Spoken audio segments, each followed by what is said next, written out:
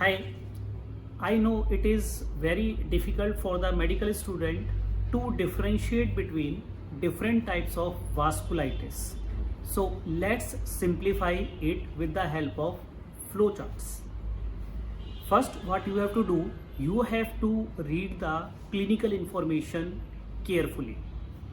If glomerulonephritis is being mentioned, glomerulonephritis will be an important manifestation here. So if glomerulonephritis is minus, think of large vessel vasculitis like Takayasu giant cell arteritis, or medium sized vasculitis like polyarteritis nodosa. If glomerulonephritis is positive, then look for ANCA antibody.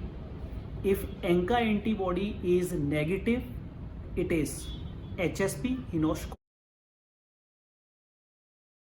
choline purpura. Other way around, if ANCA is positive, then look at the type of the ANCA. If it is a C ANCA, it will go more in favor of Wegener's, which is also known as granulomatous polyangiitis. While if C ANCA is positive, then look for eosinophilia. If eosinophilia is absent, it is most likely a microscopic polyangiitis.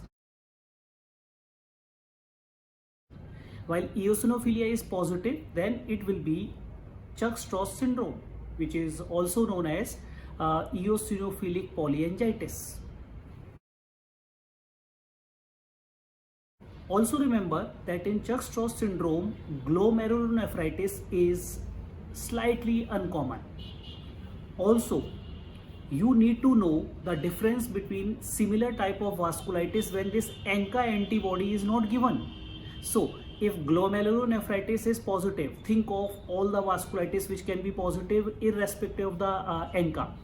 So, it could be Hinosh choline purpura, it could be Wegener's granulomatosis, it could be microscopic polyangiitis, or it could be Churg-Strauss syndrome. So, make 4 differential diagnoses.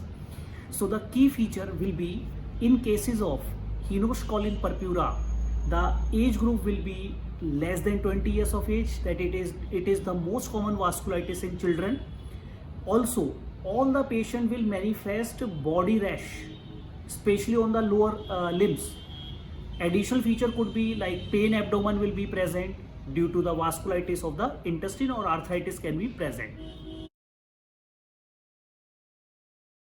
While in cases of Wegener's, the most common feature will be upper respiratory tract involvement, or it could be a saddle nose deformity, it can be a strawberry granulomas in the gums.